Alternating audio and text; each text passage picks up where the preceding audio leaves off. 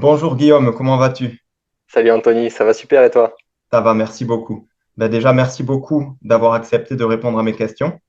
Avec grand plaisir, merci pour ton invitation. Je t'en prie. Et j'aimerais faire cette interview en deux parties.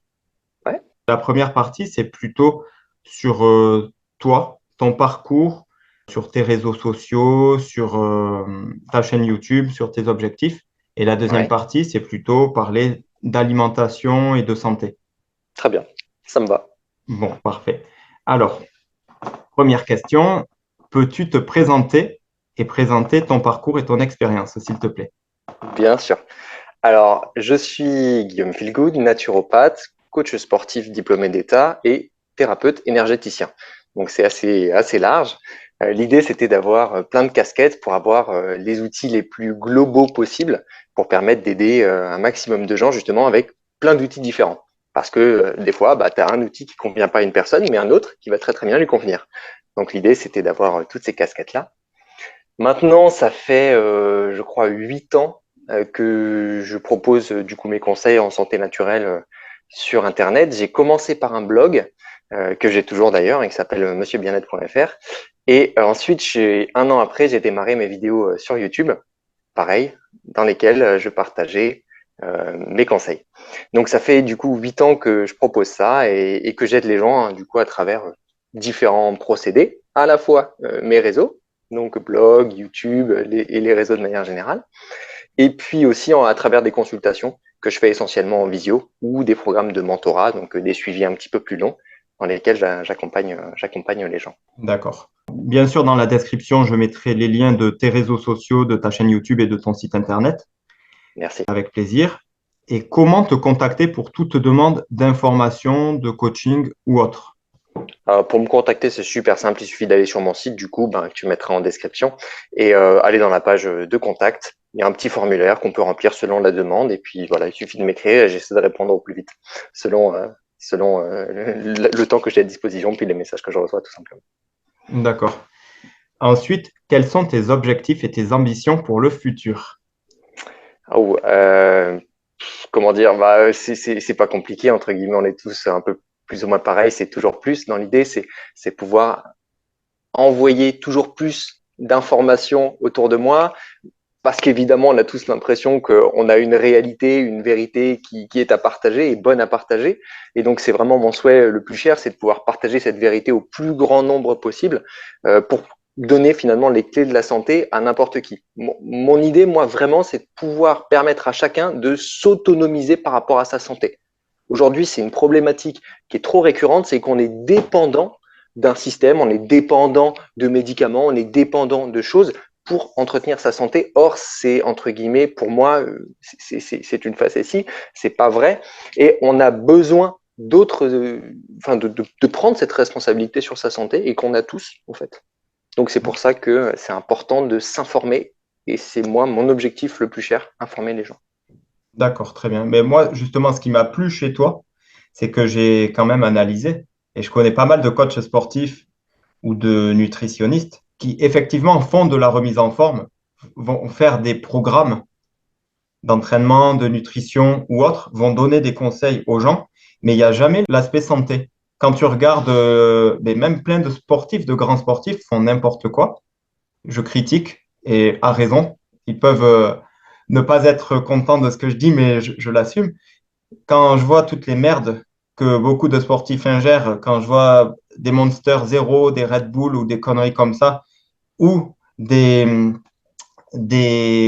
y a des marques que je ne vais pas citer, de compléments alimentaires, ou même des grands YouTubeurs qui sont très connus et qui créent leur propre marque de compléments alimentaires et qui ne sont pas capables de faire l'effort de ne pas mettre de mauvais additifs pour la santé des gens, Tout à je fait. trouve qu'il y a un problème. Alors, je sais qu'on va me dire, oui, mais c'est approuvé par les autorités sanitaires. OK, c'est approuvé, certes, et soit, mais, et on va me dire, tout est une question de dosage. Ah ouais, mais alors quand on retrouve tel ou tel édulcorant artificiel dans la whey protéine qu'on prend, quand on le retrouve dans le booster de pré-entraînement qu'on prend, quand on le retrouve dans toutes les autres conneries qu'on a dans l'alimentation, et qu'en plus de ça, quand dans ton pain de mie, tu retrouves de l'aluminium ou d'autres merdes dans le genre, en fait, tu fais un cocktail de plein de choses et tu dépasses les doses, tu dépasses les recommandations. C'est Et très très juste ce que tu dis. tous ces sportifs, ils n'ont pas ça à l'esprit. Et c'est d'ailleurs pour ça qu'on voit plein de sportifs, parce que moi, j'en ai connu quelques-uns quand même, qui, au bout d'un certain temps, à 40, 50 ans, chopent un cancer de la gorge, de l'estomac, des poumons, alors qu'ils ont, soi-disant, selon eux, une vie saine et qu'ils ne fument pas. Ben ouais, mais il y a certains édulcorants artificiels qui peuvent te donner des cancers des poumons. Le fait de trop manger, de manger en excès ou de manger trop de conneries peut te donner un cancer de l'estomac ou du pancréas ou du foie, et tout ça, ils l'ont pas à l'esprit. S'il y a des cancers, c'est bien qu'il y a une raison. Tu vois, c'est pas, il y a des gens qui se sortent des conneries du style, il y a plus de cancers, mais c'est parce qu'on est plus nombreux sur Terre. Ben non, de base, c'est pas normal d'avoir un cancer. Donc, c'est Exactement. bien qu'il y a des causes. Et, et voilà, c'est pas un coup de gueule ou autre, mais c'est vrai Mais c'est justifié, tu as raison. c'est vrai que toi, quand je vois par rapport ben déjà avec les marques avec lesquelles tu travailles et ta philosophie et ton état d'esprit, je vois que je vois que ça transpire l'honnêteté, la bienveillance et voilà, moi c'est ce qui m'a plu chez toi.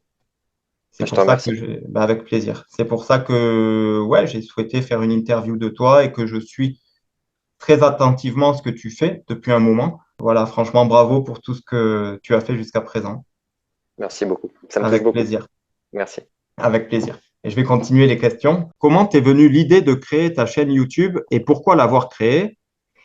Et aussi, est-ce que tu peux nous expliquer pourquoi les gens devraient venir sur ta chaîne YouTube? Également, quelles sont les vidéos que tu as ajoutées dont tu es le plus fier?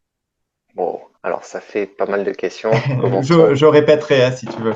Ça marche. Commençons par la première, c'était Comment t'es venue l'idée de comment créer m'est ta chaîne venue l'idée YouTube? de faire la chaîne YouTube.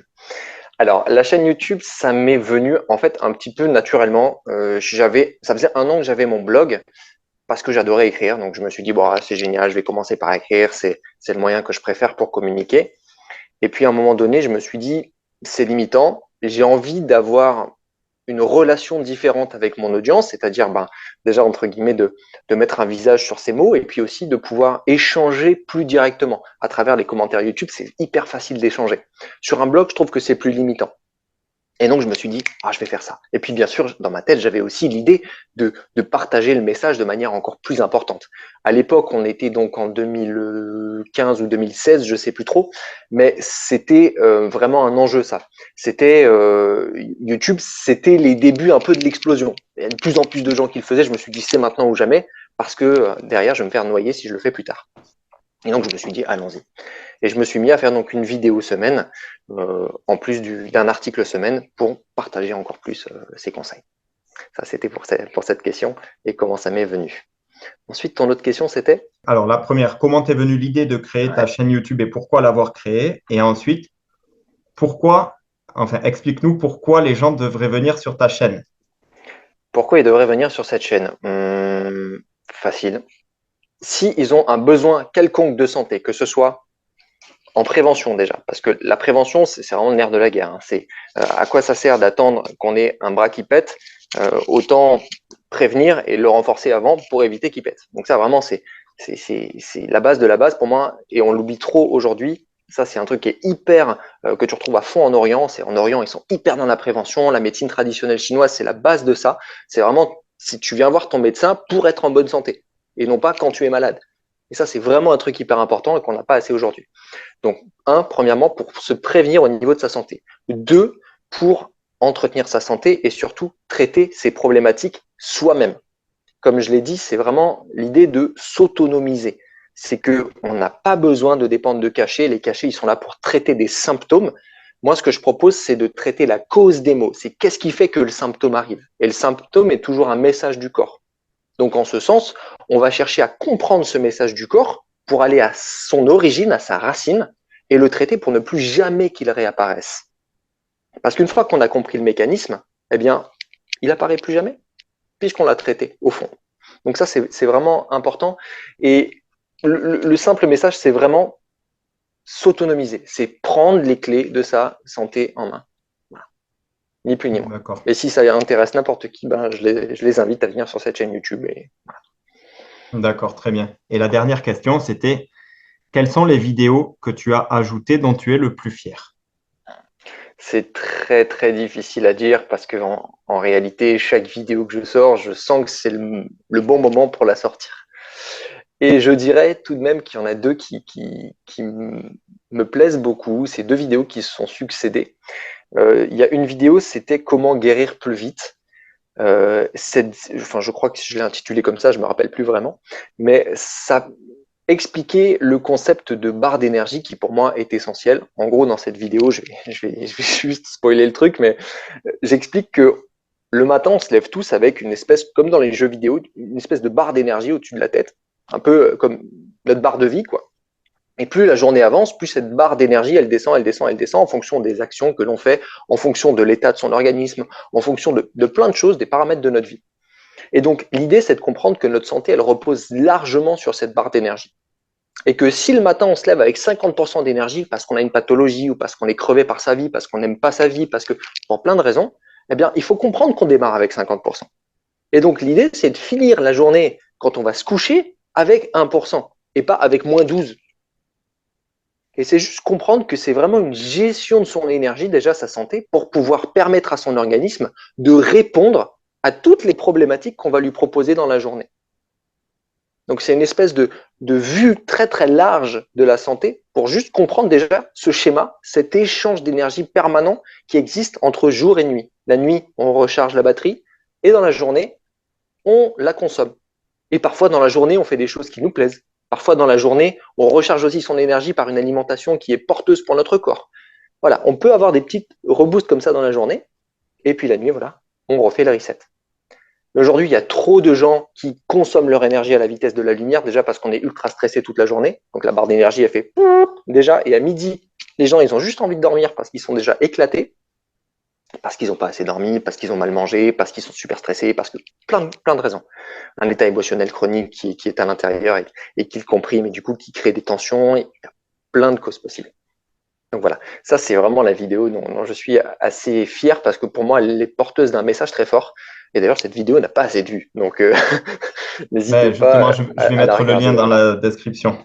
Pour moi c'est vraiment important ce message, déjà comprendre ça, que déjà la santé repose sur ce schéma très très simple. Et après on pourra rentrer dans les détails évidemment. D'accord, très bien. Merci. Voilà. J'ai plusieurs questions. Pour finir cette première partie, tu Parfait, es affilié à des marques de compléments alimentaires. tout à fait. Peux-tu nous indiquer pourquoi ces marques et comment acheter les compléments alimentaires que tu recommandes? Tout à fait. Comment les acheter, c'est-à-dire le moyen, ou c'est plutôt comment on fait pour trouver le bon? C'est quoi Plutôt le moyen. le Plutôt moyen? le Ok. moyen. Ouais, tu as des liens d'affiliation. Tout à fait, ouais, exactement. Tout est sur mon site. Bah, répondons déjà à cette question. Tous les liens de ces partenaires sont sur mon site. On va dans le footer, donc dans tout le bas du site, et il y a un petit lien partenaire dans lequel je référence tous les partenaires avec les avantages, si parfois il y a des avantages qui sont proposés. Voilà. Ces marques de compléments, déjà, il y a une chose à comprendre, c'est que c'est pas elles qui m'ont choisi, c'est moi qui les ai choisis. C'est-à-dire que souvent, quand on est voilà, sur les réseaux, ben, on se fait contacter par des marques et ils nous disent «Ah, tu veux pas recommander notre produit? Vas-y, c'est hyper intéressant et tu as une commission et tout».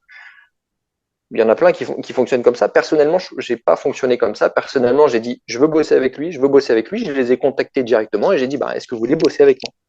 Donc, c'était l'effet inverse. Et donc, ce qui fait que j'ai personnellement choisi la qualité des produits que je recommande. Et pour moi, je trouve que c'est vraiment, vraiment, vraiment important. C'est de pouvoir juste proposer un message qui vient de toi et non pas forcément de l'autre. Après, il y a aussi des partenaires que j'ai eus qui m'ont démarché. Mais bien évidemment, j'ai eu la même démarche. Je suis allé voir les produits. Je suis allé regarder la composition des produits. Parce que c'est bien là le nerf de la guerre aussi aujourd'hui. C'est qu'on peut avoir une super façade, un super site bien vert, bien magnifique, bien santé. Si derrière, dans la composition des produits, on retrouve des additifs, des excipients qui sont nocifs pour la santé, bah, moi, je n'en veux pas, ça dégage. Voilà, c'est ça qui est vraiment, vraiment important. Donc voilà, je recommande à n'importe qui de toujours, même si c'est pas mes partenaires, je m'en fous, hein, mais de regarder toujours la composition des compléments alimentaires avant d'acheter. Toujours, systématiquement. Et s'il y a quelque chose que vous n'avez pas besoin de vous y connaître en nutrition, s'il y a un produit que vous connaissez pas, n'achetez pas. Ça sert à quoi de mettre dans son corps des trucs qu'on connaît pas? Voilà. Ou alors on se renseigne, vous regardez vite fait, il y a plein de sites maintenant sur Internet qui peuvent référencer les produits néfastes ou bons pour la santé. D'accord. Et il y a quoi comme marque? Il y a le laboratoire Santarel, Ouais, Nutrienco, Dinveo, exactement. Il y a d'Inveo, il y a aussi NutriPure, il y a exact, de Christophe NutriMuscle Cario. de Christophe Cario, il y a NutriMuscle aussi. Après, il y a d'autres, hein. Il y a des Alors, herboristeries. Je bosse notamment avec une herboristerie. Ouais, dis-moi. pardon, pourquoi Nutrimuscle? Parce que Nutrimuscle, ils n'ont pas que des bons produits. Ben justement, il y a des très très bons produits et des produits que je recommande pas, que je mets D'accord. pas en avant. En fait, c'est vraiment pour moi, c'est très très important d'avoir une sélection qui soit large. Par exemple, leurs oméga 3 sont très qualitatifs. Ils ont un taux de tox extrêmement bas. Ils ont le label EPAX, évidemment, qui est un label quand même hyper qualitatif sur le plan des oméga 3. Voilà, pour moi, c'est les meilleurs oméga 3 que j'ai trouvés chez Nutrimuscle. Et leur prix est relativement attractif. Donc, je trouvais très intéressant, bah, par exemple, de recommander ce produit. Après, effectivement, leurs protéines, je ne trouve pas qu'elles soient très intéressantes. Il y a des bons produits, mais voilà, il y en a d'autres qui sont moins intéressants, et donc je ne les mets pas en avant, tout simplement. D'accord. Après, pardon, je t'ai coupé. Tu disais que Ah, tu je t'en prie. travailles avec une herboristerie. Oui, une herboristerie qui est à Paris, qui s'appelle Herbonata. Voilà, j'ai différents partenaires comme ça qui se sont faits au cours du temps, en fait, un petit peu. D'accord, très bien. Voilà. Merci beaucoup. Et après, pour le laboratoire Santarel, justement, Ouais, alors je me suis entretenu plusieurs fois au téléphone avec Dominique Fauve, donc le dirigeant. tout à fait, tout à fait. Ouais, Et franchement, monsieur très charismatique et très intéressant. exactement, Très bonne marque, d'ailleurs. tout à fait. Très bon Et produit. ouais, et justement, je voulais savoir, pour quelqu'un qui découvre, admettons, Santarel, quel est le meilleur produit Santarel que tu conseilles d'acheter? Hmm. Alors, Parce que eux, en déjà, plus, ouais, ils ont une synergie de certains produits, tu vois, c'est c'est pas. ce que j'allais te dire. Ils ne bossent pas pareil que les autres marques. C'est-à-dire que les autres marques, tu vas acheter un magnésium, tu vas acheter un zinc, tu vas acheter une vitamine C. Eux, ils bossent pas comme ça. Eux, ils te proposent en fait des complexes. C'est-à-dire que tu as une problématique d'ostéoporose, bah, tu vas avoir Ostéorel, par exemple. C'est un produit qui va être exact, qui va contenir les actifs en fait déjà rassemblés pour toi, qui vont répondre à cette problématique d'ostéoporose, par exemple. Ou alors d'atteinte osseuse de manière générale, hein. Tu vas avoir des compléments qui vont s'adapter à d'autres problèmes en particulier. Voilà, c'est toujours en fait adapté à une problématique. Donc, à qui je le recommande? Ben, à n'importe qui a une problématique ciblée. Le meilleur produit que je pourrais recommander, en fait, je ne peux pas t'en donner un parce que ça dépend de la problématique. Un meilleur produit pour moi ne serait pas un meilleur produit pour un autre qui aurait une autre problématique. Admettons quelqu'un qui est fatigué ou qui a mal à la tête. Parce que tu sais, il y a beaucoup de gens qui se réveillent qui ont souvent mal à la tête. Ouais, ben on peut, par exemple, prendre un Conirel. C'est un produit qui va justement permettre de booster tout ce qui est de la partie cérébrale. Ça peut être ça. En fait, il y a des produits, franchement, le site est relativement bien fait, il suffit de dérouler. On a la gamme, entre guillemets, des problématiques, et par rapport à ça, ben, on a une réponse avec un complexe déjà préparé. Et c'est ça que j'aime beaucoup chez Santarel. En plus du fait, alors là, pour le coup, c'est eux qui me l'ont dit à part, mais j'y suis sensible, vu que je suis thérapeute énergéticien, c'est qu'ils testent sur le plan énergétique la vibration, entre guillemets, de leurs produits. Alors, je sais que ça fera pas beaucoup sens peut-être auprès de ton audience, mais c'est pas grave, je mets la petite graine ici. Il suffit simplement d'être ouvert à ça, et puis voilà, après on n'y croit pas, peu importe. Mais pour moi, je sais l'importance que ça revêt, et je sais aussi à quel point c'est un plus. D'accord. Voilà. Et je crois que pour leur gamme, pour les sportifs, ils travaillent avec le. C'est l'ancien directeur du contrôle antidopage ou je ne sais plus Alors ça, je quelle sais pas te dire. fonction exactement, mais je crois que c'est quelque chose comme ça. Donc c'est Ouais, quand même sérieux, c'est quoi. fort possible. Oui, c'est très sérieux. Puis en plus, ils ont toutes les certifications qu'on peut retrouver qui sont hyper importantes sur le plan des compléments alimentaires. Parce qu'aujourd'hui, tu as des marques de compléments alimentaires qui naissent tous les jours et qui n'ont pas ces certifications qui sont si importantes. Et on ne sait pas. Donc voilà, c'est vraiment aussi important de prendre des labos qui sont sérieux en ce sens. Il y a des D'accord. contrôles. Très bien, parfait. Merci. Et donc maintenant, on va passer à la deuxième partie. J'ai des questions C'est un peu parti. compliquées. Ah ben allons-y, hein. De toute façon, il n'y a pas de Alors, souci. avoir une bonne alimentation, c'est quoi pour toi? C'est très simple. Tu vois, c'est compliqué, mais c'est très simple. C'est trois piliers. Pour avoir une bonne alimentation et pas se prendre la tête, il faut manger un brut, c'est-à-dire que tu veux une purée de pommes de terre, bah, tu achètes une pomme de terre et tu la transformes toi-même en purée de pommes de terre. C'est que tu achètes l'aliment brut sous sa forme naturelle et c'est toi qui le transformes. Comme ça, au moins, tu contrôles en fait l'origine déjà et le processus de transformation. Ça, c'est une première chose. Tu manges brut, ensuite tu manges varié. C'est comme ça, en mettant de la variété tant sur le plan de la couleur que sur le plan de la nature des aliments. La couleur, bah, facile, tu fais varier, jaune, rose, vert, mauve, ce que tu veux. Et la nature, c'est tu fais varier, tu prends par exemple, bah, je sais pas, je prends un exemple à la con, une source de céréales, tu prends éventuellement un coup des légumineuses, un coup tu vas prendre une viande, un coup, voilà, et tu mets de la variété dans ton assiette et cela à tous les repas. Et ça va te permettre, sans même y penser, de par la variété de couleurs et de nature, d'avoir des micro et macronutriments différents. Et donc en quantité suffisante. Parce que le corps, on pense toujours qu'il pense en termes de journée, qu'il réagit en termes de journée. Or, notre corps, il peut fonctionner très très bien sur une semaine, en fait. Sa référence, ça peut être une semaine. Et donc, si le lundi, on a mangé plein de protéines et que le mardi, on a mangé que dalle de protéines, bah, le corps, il s'en fout, en fait. Il fait cet équilibre sur un temps qui est plus long qu'une journée. Voilà, donc c'est important de comprendre aussi qu'il y a une logique qui est plus profonde que simplement, oulala, aujourd'hui, dans ce repas, tu n'as pas eu ton taux de protéines. On s'en fout. Le corps réagit différemment et pense différemment. Ça, c'est la première chose. Et la deuxième chose, pardon, parce qu'on a dit brut, varié, et une fois que tu as mangé brut, varié, tu manges de qualité. Qu'est-ce que c'est de qualité? C'est déjà que tu ne vas pas acheter des produits transformés dégueulasses qui vont contenir des choses que tu ne connais pas ou des choses qui sont néfastes pour ton organisme. C'est manger le plus possible local, bio et de saison, parce que comme ça, au moins, quand c'est local, ben, tu limites déjà le transport de ta bouffe. Et donc, tu sais qu'elle n'a pas fait 8 milliards de kilomètres et qu'elle n'a pas chopé 25 fuseaux horaires dans la tête avant que tu la consommes. Parce que ça, malgré tout, sur le plan physiologique, même biologique, cellulaire de l'aliment, ça l'impacte. Et puis, un transport, c'est aussi un problème. De saison, ben, comme ça, au moins, tu sais que ça ne fait pas la saison dernière que ton aliment, il attend. Tu sais qu'il est plus frais parce qu'il est plus proche de son moment de cueillette, donc il a moins perdu sur le plan nutritionnel. Et puis, évidemment, biologique. Aujourd'hui, c'est vrai qu'il y a un gros débat. Est-ce que bio, c'est vraiment mieux, pas mieux? C'est le moindre mal. Moi, c'est ce que je réponds toujours, c'est qu'aujourd'hui, effectivement, on a un monde qui est de plus en plus pollué. Je vais en parler prochainement dans une vidéo d'ailleurs, parce que ça fait vraiment beaucoup de sens aujourd'hui. C'est qu'on a un monde qui est pollué, on n'y peut rien, on ne peut pas le dépolluer, parce que c'est pas comme ça que ça fonctionne. C'est pas aussi simple d'ailleurs. Et donc, ben voilà, on fait au mieux. Et donc, on achète le plus possible local, bio, de saison, comme ça. On réduit la potentialité d'ingérer des merdes, tout simplement. D'accord, merci beaucoup. Ben, je t'en prie. Ensuite, d'ailleurs, pour revenir à quelque chose que tu disais, effectivement, tu sais, il y a... mais ça, justement, je vais en parler dans une vidéo que je vais ajouter sur les bodybuilders. Tu sais, il y a beaucoup de bodybuilders qui te disent il faut consommer des protéines toutes les 3 heures, sinon tu vas être en carence. Ouais, Bon, le truc, c'est que effectivement, 3 heures après avoir mangé, tu peux avoir digéré tes aliments, mais ça ne veut pas dire qu'ils auront été assimilés. Il y a des exactement. choses que tu manges maintenant, par exemple, peut-être qu'ils seront assimilés que demain ou après-demain. Ça ne veut pas dire que Exact, même si tu les as digérés, et ça, ils tout ne à fait. comprennent pas en fait.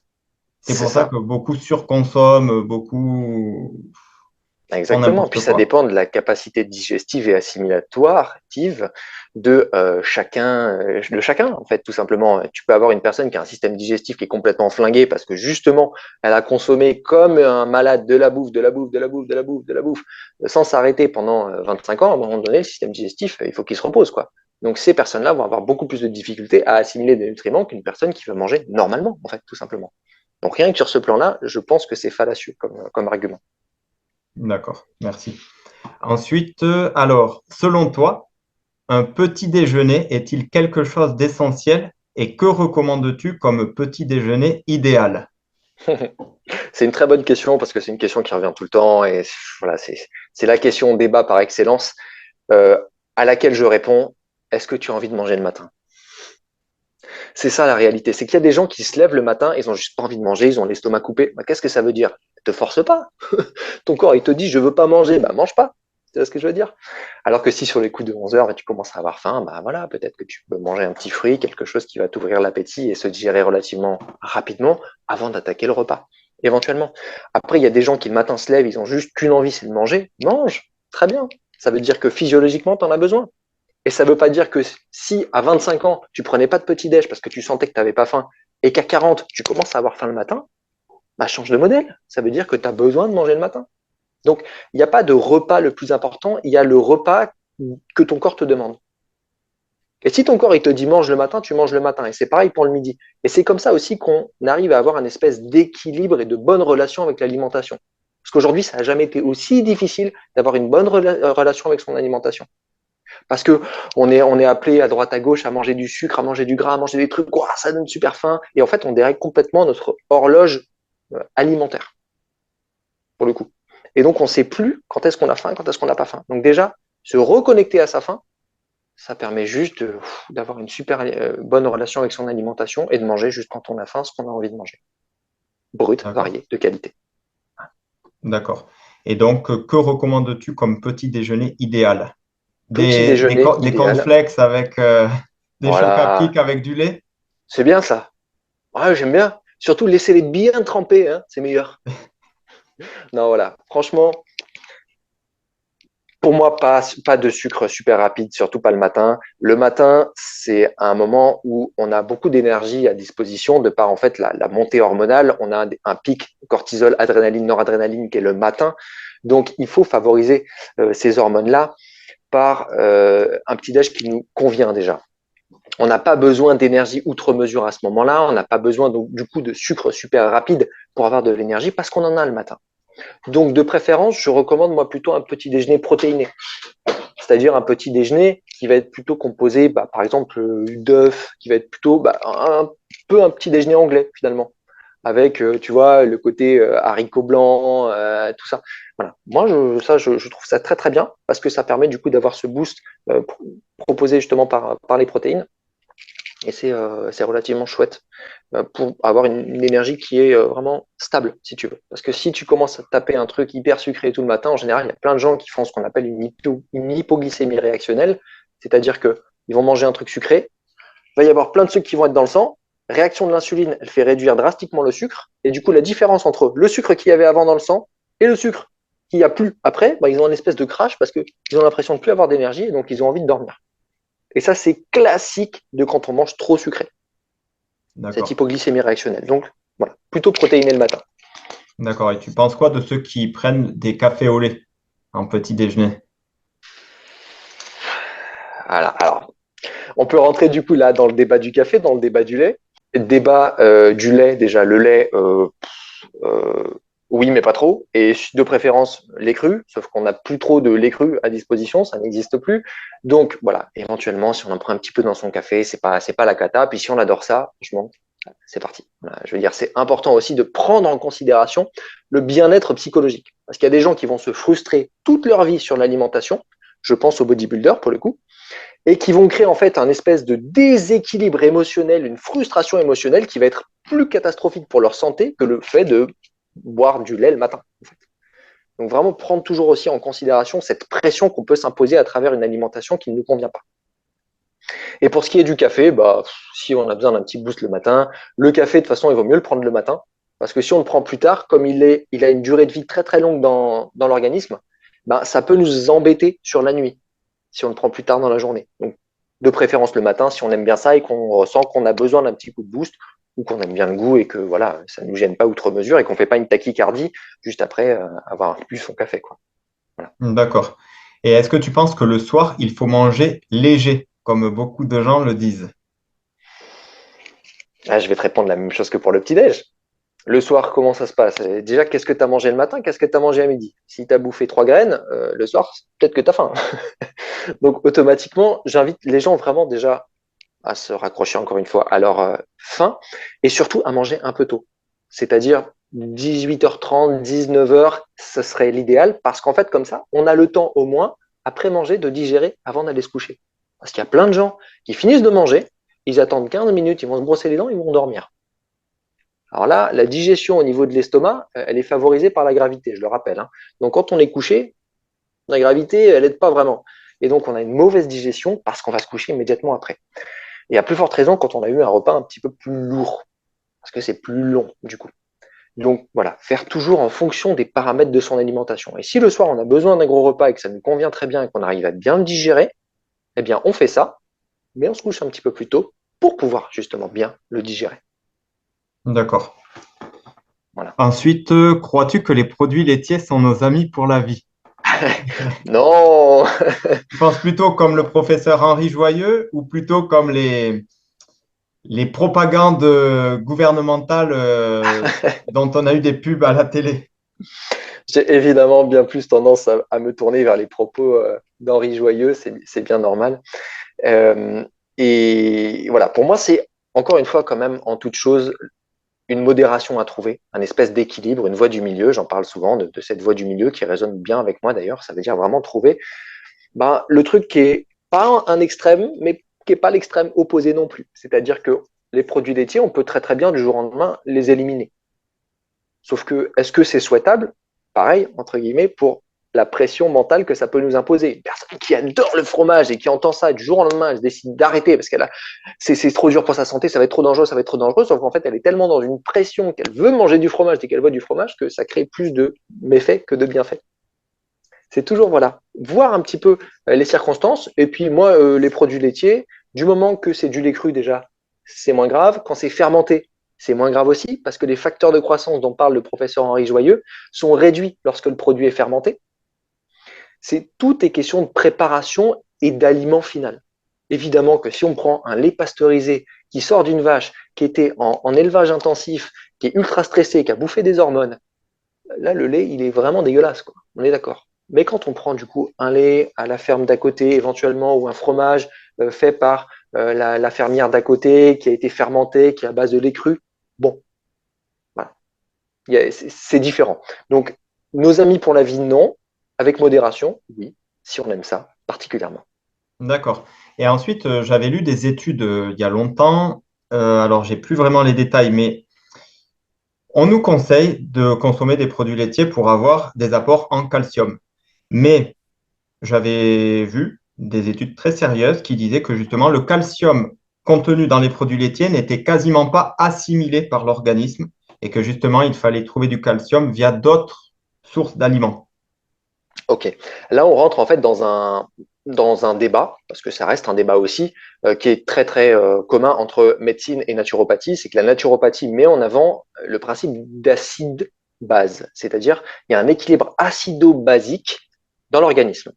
Pour ceux qui ne sont pas au fait de ça, en gros, voilà, dans notre corps, il y a un équilibre entre les acides et ce qu'on appelle les bases, du coup tous les produits alcalins. C'est une échelle qu'on appelle le pH. Et il y a un équilibre qui doit être maintenu. Les naturopathes diront que les produits laitiers vont être acidifiants, donc porteurs d'acide. Et qu'est-ce qu'on utilise pour tamponner l'acidité? C'est des minéraux qui vont être dits plutôt basifiants, donc l'opposé de l'échelle de pH. Et parmi ces minéraux, on retrouve notamment le calcium, le magnésium. Donc, en consommant des produits laitiers, on ingère effectivement du calcium, mais on ingère aussi un acide.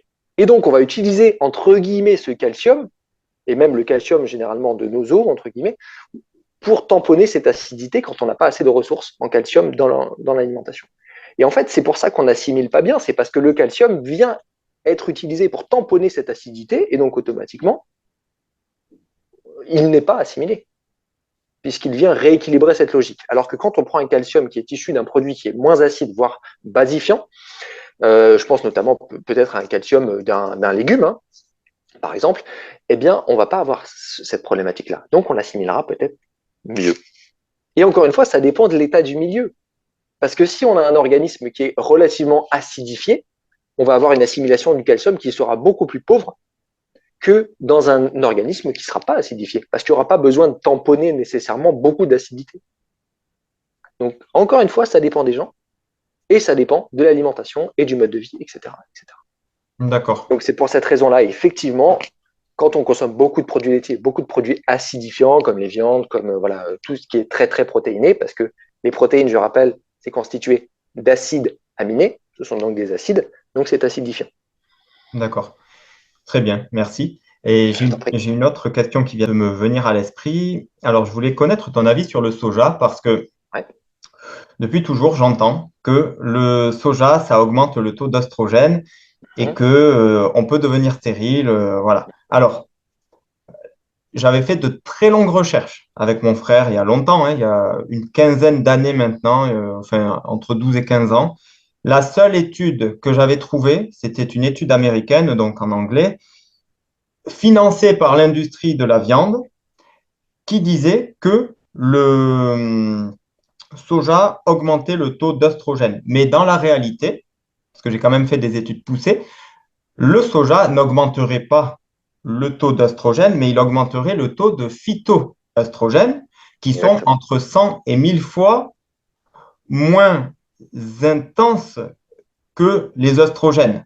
Donc, toi, tu en penses quoi? Est-ce que tous les Chinois et les Japonais qui mangent du soja sont tous stériles et ont tous des Mais c'est problèmes?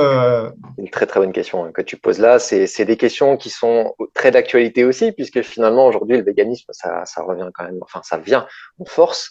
On a des problématiques du coup de protéines. Effectivement, le soja est une super source végétale de protéines, donc forcément on augmente la consommation de soja. Le soja, c'est un végétal. Il contient donc, entre guillemets, une hormone pour lui, mais végétale. C'est pour ça qu'on dit phytoœstrogène. Phyto, ça veut dire qu'il vient du végétal. On a pareil avec la mélatonine. C'est la phytomélatonine. Donc la mélatonine, c'est l'hormone du sommeil. Revenons au soja. Donc, comprendre que quand on va consommer directement une hormone, je prends l'exemple de la testostérone, parce que ça, tout le monde connaît. Quand les gens, par exemple, enfin les bodybuilders s'injectent de la testostérone, on a ici l'organisme qui reçoit de manière extérieure de la testostérone directement. C'est exactement la même que celle qui produit. Donc, du coup, en recevant ça, il se dit, bah, on n'arrête pas de me donner la testostérone, ça sert à quoi que j'en produise? Il y en a qui m'arrivent tout seul. Bon, moi, je vais économiser de l'énergie, j'en produis plus. Donc là, oui, il y a une vraie problématique, parce que la molécule qui est ingérée ou injectée dans ce cas-là, c'est exactement la même que celle qui est produite. Or, dans le cas du soja, le corps masculin et féminin, les deux, hein, produisent des œstrogènes. On reçoit des phytoœstrogènes, donc des phytoestrogènes, on dit souvent, c'est pas la même molécule. Donc pourquoi est-ce que le corps en produirait davantage ou pourquoi est-ce que le corps modifierait sa production? Ce n'est pas la même molécule. Donc ça ne va pas être des œstrogènes directement. On n'est pas du tout dans la même logique. Et c'est pour ça qu'aujourd'hui, il n'y a pas d'études qui ont réussi à démontrer ça. Et je pense que ça pourrait avoir une influence, mais avec des fortes doses de consommation et régulières. D'accord. Voilà. Mais là, dans l'état, non, ça n'a pas d'influence. Et c'est pour ça d'ailleurs qu'aujourd'hui, la phytomélatonine n'a pas du tout les mêmes propriétés que la mélatonine. Et prendre de la mélatonine pour dormir le soir, c'est beaucoup plus puissant que prendre de la phytomélatonine. Cependant, comme je l'ai expliqué avec l'exemple de la testostérone, c'est plus dangereux. Parce que le corps peut se dire, on me donne de la mélatonine, j'arrête d'en produire. Donc voilà, c'est toujours comprendre cette logique-là. Est-ce que D'accord, c'est la merci même beaucoup. molécule et comment le corps réagit par rapport à ça? Donc je pense pas donc, que ce soit un problème pour répondre à ta question finale. D'accord, merci beaucoup. Je t'en prie. Ensuite, tu penses quoi des boosters de pré-entraînement et des boissons énergisantes du style Red Bull et Monster? Pourquoi est-ce que tu as besoin de te booster? Ça veut dire que déjà, tu as, un manque d'énergie naturelle. Donc ça veut dire que déjà, il faut que tu te reposes, il faut que tu fasses quelque chose, quoi. Pourquoi est-ce que tu aurais besoin d'être boosté? Il faut se poser déjà cette question. Normalement, on devrait avoir, surtout le matin d'ailleurs, hein, pour ceux qui s'entraînent le matin, on devrait avoir un boost, comme j'ai expliqué, au niveau des hormones, parce qu'on a le cortisol, la noradrénaline et l'adrénaline qui sont là, présentes et qui montent. Donc, si on n'a pas ça, déjà, ça veut dire qu'il y a un problème de fond. Pour, de manière générale, ceux qui prennent tout le temps des boosters, juste parce que ils ont toujours pris, du coup c'est une logique, ah ouais, avant l'entraînement, il faut prendre un booster. Parce que il y a des trucs, c'est ça, c'est juste une habitude. On ne sait même pas pourquoi on le prend au final. Il y en a plein qui font ça. Parce que en plus, ils ont vu que ça faisait brûler des calories, que du coup, voilà, ça activait l'organisme. Je suis vraiment pas pour. Déjà parce que ça met l'organisme dans un état du coup de stress, parce que ça va booster justement tout ce qui est énergie, donc dépense énergétique, ça va dérégler le fonctionnement hormonal normal de ton organisme. Et donc par rapport à ça, pour moi, c'est vraiment pas bon. Pour revenir à ce qui est des boissons Red Bull, machin, ce que tu veux, là, Monster, tout ça, c'est bourré de conneries. Dedans, il y a des édulcorants artificiels, il y a plein d'additifs, des colorants. C'est des trucs qui bousillent ton organisme. Je reviens aussi sur les édulcorants. Il y en a plein qui disent que les édulcorants, c'est pas grave du tout, ça n'a pas de calories, ça n'influence pas l'organisme. Faux. Les édulcorants sont des faux sucrants, hein, donc c'est en fait comme si on donnait un message contraire à notre corps. En gros, on dit à notre corps, tiens, regarde du sucre. Et quand ça arrive au niveau de l'intestin, les bactéries intestinales, elles adorent ça, le sucre. Dès qu'il y a du sucre, oh là là, elles en raffolent, elles mangent ça, et elles s'éclatent. Sauf que quand ça arrive au niveau des intestins, le microbiote intestinal, il comprend rien du tout, parce qu'on leur a dit là-haut, regardez du sucre. Et quand ça arrive en bas, c'est quoi cette merde? Et en fait, c'est pas du sucre. Donc du coup, ça dérègle complètement le microbiote intestinal. Et le microbiote intestinal, il est juste le maître d'orchestre d'énormément de fonctions dans l'organisme. Je pense à la régulation émotionnelle, je pense à la régulation du système immunitaire, je pense à plein de trucs, plein de trucs. Donc rien que consommer ça régulièrement, c'est flinguer son microbiote intestinal. D'accord. Si Voilà. tu me permets, je recherche juste quelque chose parce que j'ai Je t'en oublié le prie, prénom de quelqu'un. je t'en prie, pas de problème. Voilà. Alors, il y a longtemps, je pense que j'étais adolescent, je regardais des Ouais. émissions et il y avait des nutritionnistes, notamment Jean-Michel Cohen, qui lui est un fervent défenseur des édulcorants artificiels, justement, avec le docteur Laurent Chevalier, qui Mhm. est un nutritionniste sur Montpellier et qui, lui, est vraiment totalement opposé aux édulcorants artificiels, mais il est moins mis en avant, bien sûr. Évidemment. Je ne sais pas si tu connais le docteur Je Laurent connais pas. Chevalier, Je non? ne le connais pas. Non, D'accord. Ben, j'essaierai de t'envoyer des liens, mais en tout cas, lui, il était avec plaisir. vraiment opposé à tout ça. Donc, c'est vrai que même chez les nutritionnistes, voilà, il y en a qui sont pas forcément, qui, oui, vont faire maigrir leurs patients, mais qui ne voient pas l'aspect santé. Je, Exactement. je parle de l'aspect santé à moyen ou long terme, je ne parle pas sur un mois ou deux. Exactement, mais c'est justement, tu soulèves un point extrêmement, extrêmement important, c'est qu'aujourd'hui, avec des régimes ultra amincissants, avec des régimes restrictifs, avec des régimes justement faibles en calories, tout ce qu'on fait, c'est un dérèglement de l'organisme. Alors oui, du coup, ce dérèglement crée un tel dérèglement qu'il y a une perte de poids. Sauf qu'au bout d'un moment, cette perte de poids, elle n'est pas maintenable dans le temps. C'est toujours momentané. C'est pour ça que les gens font en permanence des régimes yo-yo, en fait, hein. C'est je réduis mes calories, oh merde, je reprends du poids. Je réduis mes calories, oh merde, je reprends du poids. Pourquoi? Parce que l'organisme est juste une machine parfaite d'adaptation. Et du coup, tu lui demandes de fonctionner avec moi, bah va fonctionner avec moi. Il n'y a qu'à voir les bodybuilders qui font des cuts drastiques pour les préparations aux compétitions. Ils tombent à des taux de calories qui sont tellement bas que du coup, l'organisme apprend à fonctionner avec ça. Déjà, ils n'ont plus d'énergie, ils sont complètement flingués. Et surtout, post-compétition, c'est juste des gens qui créent des troubles, les troubles alimentaires les plus monstrueux que j'ai jamais vus. C'est qu'ils vont tout défoncer juste parce que l'organisme, il est juste, il a faim en fait. Physiologiquement parlant, il a besoin d'énergie. C'est des gens qui sont hyper musclés, ils fonctionnent naturellement avec beaucoup d'énergie. Donc voilà, rien que ça, c'est révélateur d'un système qui ne fonctionne pas. Si on veut perdre du poids, la meilleure façon de faire, c'est équilibrer son microbiote et équilibrer sa relation avec son alimentation. Certes, ça se fait pas en un mois, ça se fait pas en 2 mois, mais ça se fait sur toute la vie. Et en fait, à partir du moment où on l'a fait pendant 1 an, 2 ans, mais c'est acquis pour la vie, en fait. Parce que l'équilibrage se fait tout seul, en fait. On mange ce dont on a besoin, des bonnes choses, et on n'a juste pas pensé, en fait, à la perte de poids ou la prise de poids. La prise de poids, c'est toujours un symptôme d'un problème profond. On ne prend pas du poids, c'est pas la cause de la prise de poids. Non. Il y a une raison pour laquelle on prend du poids. Et donc, il faut traiter cette cause-là pour revenir encore à la problématique des causes symptômes. Voilà. C'est sûr, merci. Et pour revenir Après. à Jean-Michel Cohen, attention, Hum, je n'ai rien contre lui. Au contraire, je l'aime beaucoup. Je le trouve très pertinent. J'ai toujours bien apprécié ce qu'il faisait et ce qu'il disait. Mais sur les édulcorants artificiels, j'ai toujours été en désaccord avec lui. Mais après, il était très médiatisé. Je pense que pour passer à la télé et continuer de pouvoir passer à la télé, je pense qu'il y a certains positionnements à prendre sur certains points. Je vais exactement. dire ça. Après, j'en sais rien, mais je n'affirme rien, mais voilà. Après, c'est quelqu'un que, oui, que j'aime beaucoup, malgré tout, malgré cela. Tout Voilà. à fait. Ensuite, le CBD est-il Ouais. utile et sain, selon toi? Oui. Pour répondre très rapidement, oui. Alors, il est utile dans certains cas, dans les cas où tu as des gens qui sont déjà ultra stressés. Parce que franchement, voilà, c'est tiré du cannabis et c'est pas pour rien que le cannabis, c'est une plante qui a ses propriétés relaxantes. Alors qu'on comprenne bien une chose, c'est que si cette plante existe, c'est aussi pour une raison, c'est qu'elle a une utilité. Alors que ce soit une utilité dans la nature, mais comme une utilité médicinale. Ça fait des millénaires que cette plante probablement est utilisée en, en traitement, en fait, hein, tout simplement.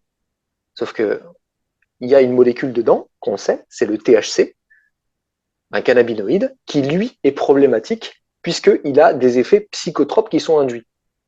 C'est-à-dire qu'on va avoir, bah voilà, vous connaissez, hein, quand vous fumez du cannabis, on voit les petites étoiles, c'est parti. Donc ça, c'est vraiment important de comprendre que c'est cette molécule qui est en problème aujourd'hui et que le CBD n'en contient pas ou très très très très peu parce qu'il y a des seuils à respecter aujourd'hui. Donc aujourd'hui, il n'y a pas cet effet planant. Cependant, ça reste une plante qui a des propriétés relaxantes pour une bonne raison, c'est parce qu'elle a bien un effet sur le cerveau. Il ne faut pas se leurrer non plus. Donc, comprendre que c'est une plante intéressante, mais pas à prendre sur le long terme. C'est périodique. C'est comme quand, je ne sais pas, on fait une détox de son foie, on va prendre du chardon-marie, on va prendre de l'artichaut, on ne va pas prendre du chardon-marie, de l'artichaut à vie. Il faut comprendre aussi qu'en général, quand on utilise un principe actif d'une plante, on fait des cures. Parce que le corps s'habitue au principe actif des plantes. Et en général, on fait des cures de 21 jours. Donc c'est ce que je recommande aussi avec le CBD. 21 jours de cure, 10 jours d'arrêt. 21 jours de cure, 10 jours d'arrêt, si on veut le maintenir. D'accord. Donc Après, intéressant pour le stress et la douleur. d'accord. Après, bon, le CBD, par exemple, sous forme d'huile essentielle, peut-être, mais Mhm, dès lors que tu vas le fumer, ça devient mhm. nocif pour ta santé puisqu'il y a une combustion quand tu fumes.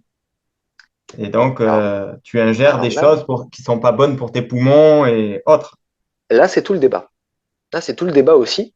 C'est dans quelle mesure fumer autre chose que, enfin, fumer vraiment des plantes pour le coup, est mauvais pour la santé. Il y a plein de chamans en Amérique du Sud qui te diraient, bah non, c'est excellent parce que justement, tu te remplis des bienfaits des plantes. Il y a des gens qui font des inhalations justement de fumée, littéralement de plantes, pour se soigner, etc. Et encore une fois, modération, voie du milieu. Tu fumes tous les jours, c'est mauvais. Tu fumes momentanément parce que ça t'apporte quelque chose qui te permet de retrouver ton état d'équilibre de santé, alors c'est pertinent. C'est toujours D'accord. pareil. C'est plus tu perpétues une pratique néfaste, plus elle le devient. Mange 3 kilos d'amandes tous les jours pendant 2 ans, je t'assure que les amandes qui sont excellentes pour la santé vont te flinguer. Parce qu'elles contiennent une petite portion de cyanure et que si tu en bouffes tous les jours 3 kilos, bah, le cyanure il va commencer à rentrer dans ton organisme et ton organisme il va pas le sortir plus vite que tu ne vas l'ingérer. Donc voilà, juste ça. Et c'est toujours ce principe pour toute chose. D'accord. Merci. Ensuite, quel est le meilleur thé à consommer selon toi? Le Thé meilleur vert, thé, thé noir? celui qu'on préfère au goût. En réalité, effectivement, il y a plein de propriétés très intéressantes des plantes, le thé étant cette plante-là. Le thé vert, tu vas avoir une action qui va être un petit peu plus, un peu moins prolongée dans le temps pour ce qui est de la caféine, c'est-à-dire que ça va être plus léger, alors que le thé noir qui est plus oxydé va avoir un truc un taux de caféine qui va se prolonger davantage dans le temps. Pour ce qui est des antioxydants, tu en as plus dans le thé vert parce que le thé noir est simplement plus oxydé. Donc, puisqu'il est plus oxydé, tu as moins d'antioxydants. C'est juste ça. Et puis après, bah, c'est au goût. Hein. Si on se force à boire du thé vert parce qu'on a vu que c'est bon pour la santé et qu'on préfère juste le thé noir, pourquoi se forcer et se faire du mal, tu vois? Je veux dire, au bout d'un moment, on prend du thé noir, c'est très bien. Donc, oui, le thé, je valide fortement. C'est plein d'antioxydants. Il y a des choses très, très intéressantes dedans. Et donc, en plus, ça fait une boisson chaude pour l'hiver. C'est relativement intéressant. Donc, voilà, par D'accord. exemple, l'hiver, hein, on est en hiver, donc je dis l'hiver, mais voilà, pour toute l'année, de manière générale. D'accord. Par contre, pour le thé noir, il y avait un praticien de shiatsu qui m'avait dit de Ouais, le boire chaud parce que ouais, quand il refroidissait, il libérait une toxine qui était mauvaise pour le foie. Alors d'accord. ça, est-ce Je que suis c'est pas du vrai tout au ou courant. pas? Je suis pas du tout au courant de ça. D'accord, Voilà, je peux pas te dire. d'accord. Très bien, Voilà, merci. je t'en prie. Ensuite, bon, j'allais te demander, tu penses quoi des édulcorants artificiels, mais on en a déjà parlé. Après, comment éviter d'avoir des calculs au rein? C'est très intéressant ça. Là, je vais rentrer dans quelque chose que peut-être ton audience va pas nécessairement, à laquelle ton audience va pas nécessairement adhérer, mais il y a toujours une relation. En fait, on n'existe pas que sur le plan physique. C'est-à-dire que voilà, il y a un corps, mais pour rassurer tout le monde, la science a déjà défini qu'on avait une espèce de champ autour de nous. Hein, voilà, on émet, on rayonne un champ électromagnétique. Ça veut dire qu'en fait, on n'a pas qu'un seul corps. On a un corps physique, mais donc du coup, dans la tradition et en tout cas dans la pratique énergétique, on a d'autres corps aussi. On a un corps émotionnel, un corps mental, un corps spirituel. Tout ça pour dire que on existe sur plusieurs plans. Et donc, pour ramener ça un peu plus dans le concret, on a des émotions, on a un mental. Et nos émotions aussi influencent l'état des organes. Par exemple, la médecine traditionnelle chinoise associe le foie à la colère. Donc, plus tu es en colère et tu vas réprimer cette colère à l'intérieur, bah, tu as des chances d'avoir un problème au niveau du foie. Pour ce qui est les reins, c'est, en médecine traditionnelle chinoise en tout cas, c'est l'énergie primaire, c'est-à-dire cette énergie avec laquelle tu nais, cette espèce justement de barre d'énergie avec laquelle tu nais et qui, au cours de ta vie, pour le coup, et pas au cours d'une journée, va descendre. Et donc, quand tu as des personnes qui sont énormément dans la survie, dans le énergie primaire, je tape dans mon énergie, je tape dans mon énergie, tu vas avoir des gens qui vont énormément fatiguer leurs reins. Et donc, tu peux déclencher des problématiques rénales par rapport simplement à cet état-là. Maintenant, on va rentrer dans le physico-physique. Ce que tu manges peut aussi impacter évidemment tes reins. On a notamment un antinutriment que tu retrouves par exemple dans les épinards, qu'on appelle l'oxalate ou l'acide oxalique. Et ça, quand on en mange trop, eh bien, ça peut causer des calculs, justement, des petits amas de, de substances minérales qui vont boucher au niveau des reins. Et donc, c'est comme tout. Si tu manges trop de chocolat, il y en a aussi dans le chocolat, l'oxalate. Donc, trop de chocolat, trop d'épinards, trop d'éléments qui contiennent, par exemple, cet acide oxalique, eh bien, tu as plus de chances de créer un calcul rénal.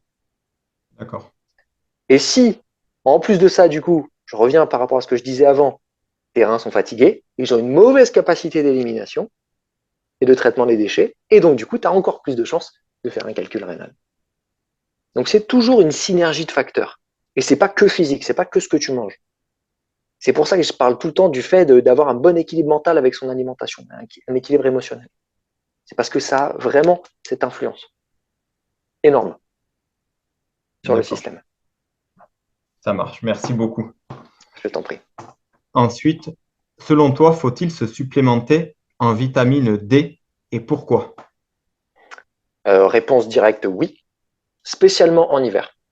Tout simplement parce qu'à nos latitudes, en hiver, les rayons du soleil, à travers lesquels, si tu veux, on synthétise la vitamine D, c'est-à-dire que les rayons UVB du soleil viennent taper notre peau. De notre peau, c'est envoyé au niveau du foie. Au niveau du foie, c'est envoyé au niveau du rein. Entre guillemets, à chaque fois, il y a une conversion. C'est-à-dire qu'il y a une conversion de la molécule reçue ici. Au niveau du foie, elle est transformée, elle est envoyée au niveau du rein. Et le rein transforme en cholécalciférol, qui est la vitamine dont on se sert.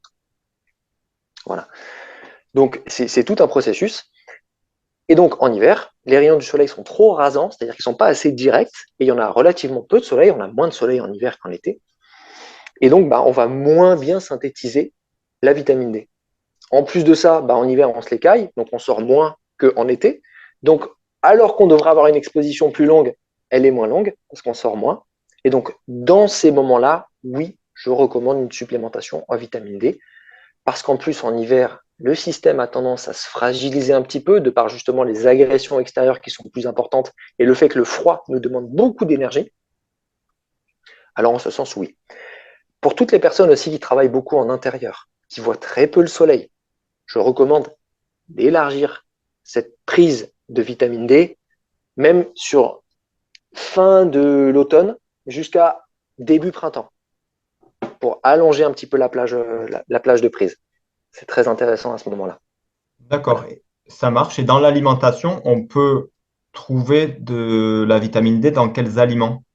Alors, il n'y en a pas dans beaucoup d'aliments, mais tu en as par exemple dans tout ce qui est poisson gras, dans les huiles de poisson, tu en as beaucoup dans le foie de morue, du coup, parce que, comme tu l'as compris, au niveau du foie, on stocke de la vitamine D et on en produit en tout cas une certaine forme.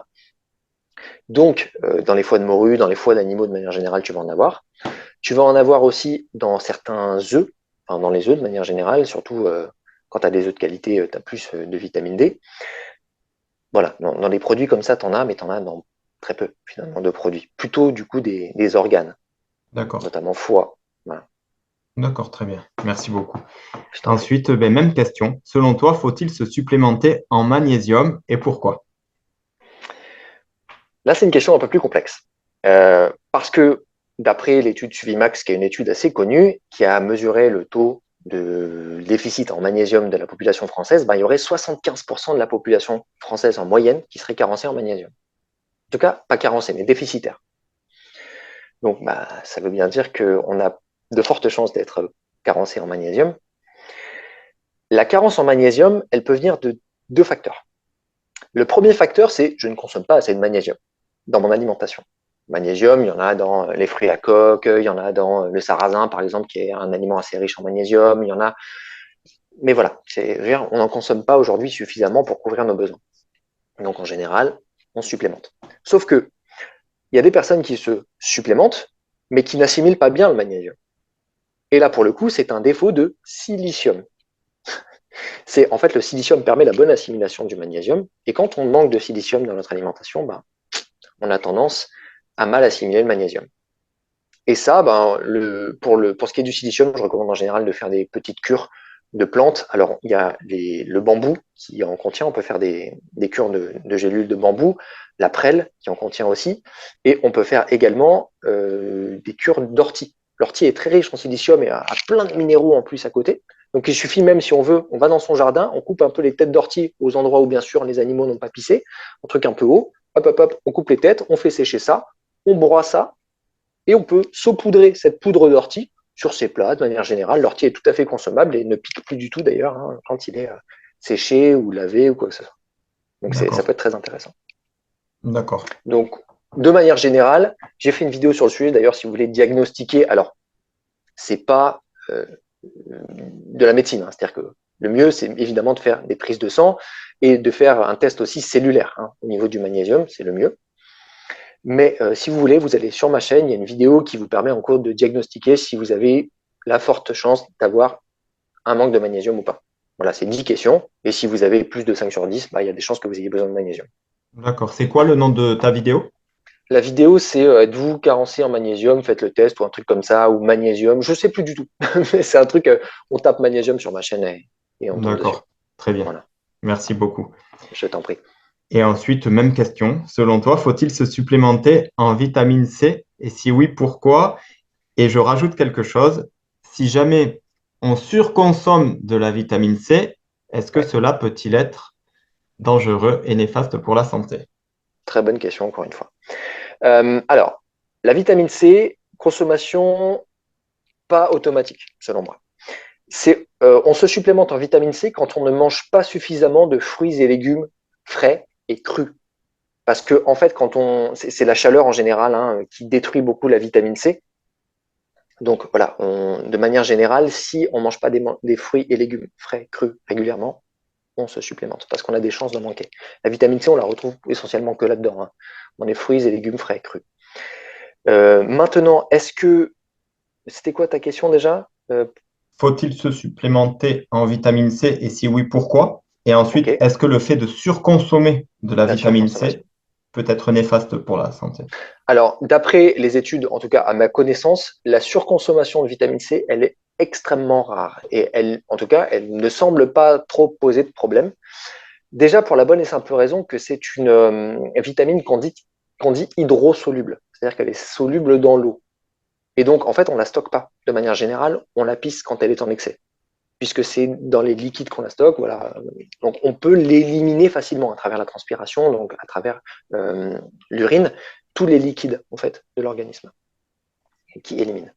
Donc, en ce sens-là, je n'ai jamais vu de problématique de surdosage. Cependant, on conserve toujours une bonne pratique et on prend le dosage recommandé. Mais c'est pas de prendre un dosage supérieur. Ça, voilà.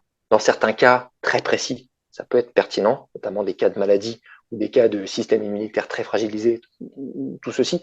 Mais voilà, dans les cas généraux, on ne fait pas de surconsommation. D'accord, merci. Je t'en prie. Ensuite, bon, tout ce qui est sportif, je voulais t'en parler. Je voulais te dire, tu penses quoi de tous ces sportifs qui, selon moi, font n'importe quoi en consommant des tonnes de compléments alimentaires bourrés d'additifs qui seront à terme Mhm, nocifs pour leur santé, mais on en a déjà parlé tout à tout à l'heure. fait.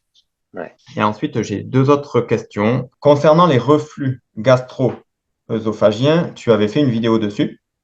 Ouais. Et alors, sans raconter ma vie, je vais te partager mon expérience et tu me diras à quoi ça aurait pu être dû, selon toi. Alors, vers 2013-2014, j'avais des... Bon, de base, je pouvais manger ce que je voulais.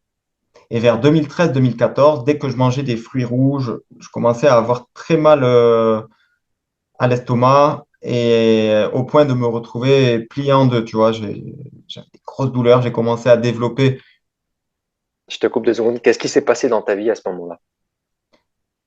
Vraiment, Tu saurais pas dire. rien de spécial. Rien de spécial. Vraiment D'accord. rien Merci. de. Et Poursuis. donc, je me suis mis Tu mangeais des fruits rouges, ouais. à développer une toux chronique, mais Ouais. comme un fumeur en fin de vie, quoi. Même il y a des gens, ils me disaient, mais tu fumes ou quoi? Et je disais, non, je fume pas. Et j'avais de l'asthme et j'avais une inflammation des bronches, mais je ne savais pas tout ça. Et donc, un jour, je suis allé voir un médecin qui m'a dit, bon, je comprends pas. Je suis allé en voir un autre qui m'a dit, vous faites de l'asthme, donc je vous renvoie vers un pneumologue. Parce que en plus de l'asthme, la toux que vous avez, c'est pas normal. Et je suis allé voir un pneumologue et le pneumologue m'a dit, mais vous avez aussi une inflammation des bronches et j'arrive pas à comprendre pourquoi. Je suis pas spécialisé dans ça, donc je vous renvoie vers un autre pneumologue spécialisé dans tout ça. Et l'autre pneumologue m'a dit, en fait, c'est pas un pneumologue qu'il vous faut aller voir, c'est un gastro-entérologue.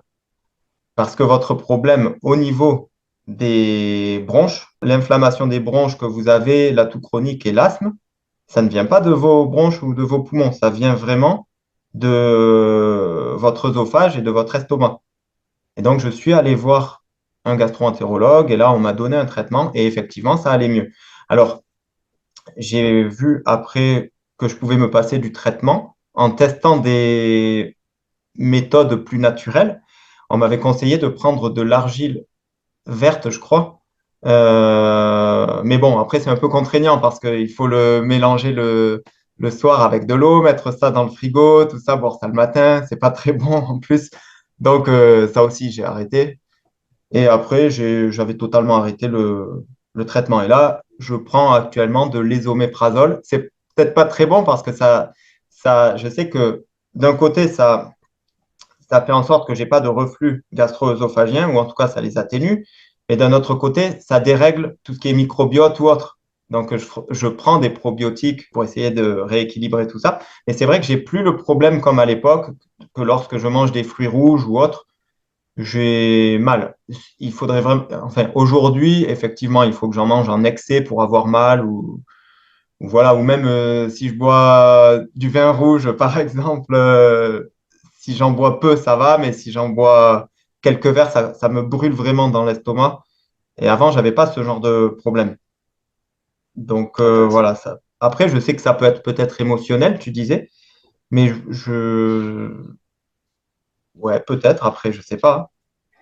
Alors, je vais te donner la cause émotionnelle classique hein, des reflux gastro-œsophagiens. En général, c'est la première question que je pose quand j'ai une personne que je reçois. En ce sens, c'est déjà qu'est-ce qui se passait dans ta vie à ce moment-là.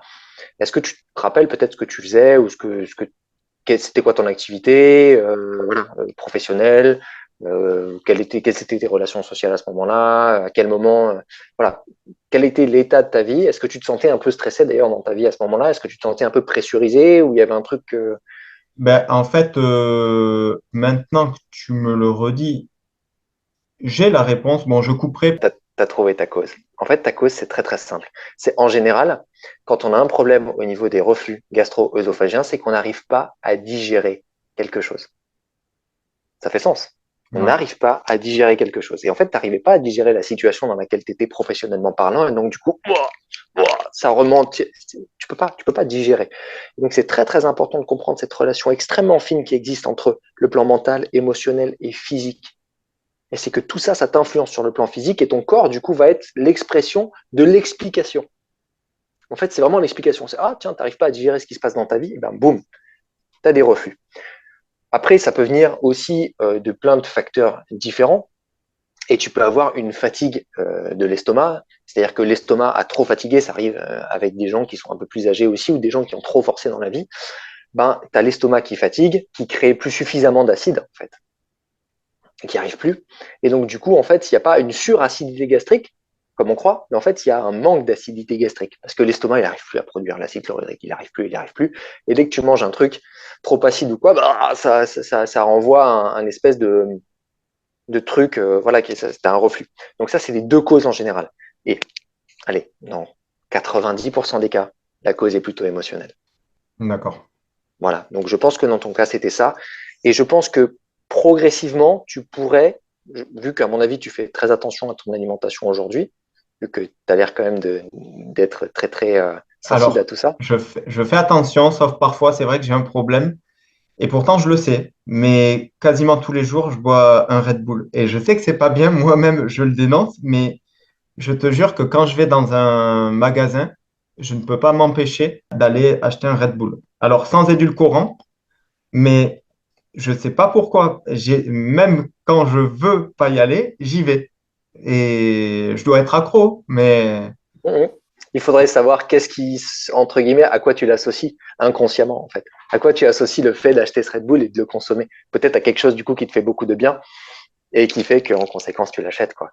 Il faudrait chercher un peu plus en profondeur à quoi c'est associé. Mais ouais, ouais. il y a un mécanisme, c'est certain. Mais voilà, effectivement, si c'est un Red Bull par jour, effectivement, c'est pas terrible. Surtout qu'en plus, effectivement, c'est un peu boostant pour l'organisme. Hein, si tu pouvais essayer de faire une fois tous les 2 jours, tu vois, déjà. Ben, parfois, ça m'arrive, mais en général, on va dire que 5 fois par semaine, j'y échappe Ouais, pas, quoi. ouais. Bon, écoute, c'est en processus. Tu peux pas changer tout du jour au lendemain comme ça. Tu le sais, ça va se faire. Mais ouais, en général, c'est ça. En général, j'arrive pas à digérer quelque chose qui se passe dans ma vie. Je gère ce quelque chose que j'arrive pas à digérer dans ma vie. Je change de boulot. J'agis sur ce boulot. J'agis sur ma perception de ce boulot et ça va mieux. Voilà. Et donc, si possible, effectivement, essayer de voir ce que ça fait sans prendre trop des médicaments ou sans. Voilà. Ben, j'ai essayé plusieurs fois. Et en fait, quand j'arrête les oméprazole, Mm. pendant 3, 4, 5 jours, je me sens bien. Et après, au bout de ouais, 5, 6 jours, je commence à avoir des très, très grosses douleurs à l'estomac. Mais vraiment des trucs insupportables, quoi. Et Alors, deux même choses à quand faire. j'arrête les oméprazole, mais je prends quand même des probiotiques, mais que les probiotiques, ça me suffit pas. Donc, Deux choses à faire. La première, réduire les apports en acide. Donc, un dans petit le peu moins Red de Bull, protéines, un peu moins de Red Bull, un peu moins de protéines de manière générale, parce que c'est ton estomac qui les digère essentiellement, les protéines. Donc, un peu moins acide aussi. Un peu moins de tomates, fruits rouges, agrumes, tout ça t'évite au maximum. Et à partir de là, tu augmentes la proportion de fruits et légumes crus. Parce que dans les fruits et légumes crus, il y a, alors attention, pas les fruits acidifiants non plus, hein, mais voilà, banane, ça va, tu vois, des trucs un peu plus denses, quoi, tu vois. Pas fruits rouges, pas tomates, pas tout ça. Et tu augmentes un petit peu cette proportion de cru parce que dans le cru, il y a des enzymes digestives qui vont aider la digestion de tes aliments dans ton estomac et qui vont du coup faciliter son travail. Donc, réduction des acides alimentaires qui créent les reflux et qui les exacerbent, pardon, et augmentation du cru. Légumes crus notamment, si possible. d'accord. Voilà, ça devrait te faire beaucoup de bien. D'accord, très bien. Merci beaucoup pour les Je t'en conseils. prie. Je t'en prie. Et ensuite, dernière question. quel est ton meilleur conseil pour être et pour rester en bonne santé? Ok, on va revenir sur ce truc dont j'ai parlé tout à l'heure, qui est la fameuse barre d'énergie. Donc déjà, être en bonne santé, c'est comprendre que ton organisme, il a un niveau d'énergie donné et que si tu lui demandes plus que ce qu'il a, tu vas créer un déséquilibre. Donc déjà, comprendre ça. Et savoir que la plupart des obligations qu'on a dans la vie, bah, on se les crée soi-même. Donc essayer de mieux organiser son mode de vie en planifiant ses tâches, en les mettant notamment dans une matrice que j'appelle urgent important, c'est la matrice de Eisenhower. C'est en gros, tu classes tes tâches en c'est urgent, important, pas important, urgent, pas important, enfin bref. Tu classes ça et en fonction de ça, bah, tu priorises. Comme ça, au moins, ça te permet de te relâcher déjà au niveau de la pression que tu peux mettre sur ton organisme et du coup, de l'énergie que tu dépenses à penser en permanence à toutes ces tâches-là. Ça, c'est le premier conseil. C'est donc vraiment la gestion de l'énergie, tant sur le plan physique que émotionnel que mental. Et la deuxième chose, c'est manger sain, évidemment, avoir un mode de vie sain, bien dormir, etc. Mais au-delà de ça, c'est vraiment arriver à se sentir bien dans sa vie. Ça veut dire faire un maximum de choses en accord avec notre cœur. Je fais des choses qui me plaisent. Si toute ma vie, je fais des choses à contre-cœur, je ne peux pas être en bonne santé. Alors que si je fais des choses qui me font du bien, qui me font plaisir, mon travail me plaît, alors on peut rester en très très bonne santé et même si on n'a pas une alimentation au poil de nouilles, si tu vois ce que je veux dire. C'est vraiment presque le plus important en fait. Parce que en général, la santé, ça fait haut, bas, c'est-à-dire que ça fait mental, émotionnel et ça descend dans le physique. Mais si le mental et l'émotionnel vont bien, tu peux avoir presque, j'exagère, hein, mais un mode de vie physique pas terrible, bah tu seras quand même en relativement bonne santé. D'accord. Voilà. Donc c'est toujours cet équilibre à tous les niveaux. Et évidemment que bien dormir, bien manger, bien boire, s'exposer au soleil, bien respirer, tout ça, ça a une influence énorme, évidemment.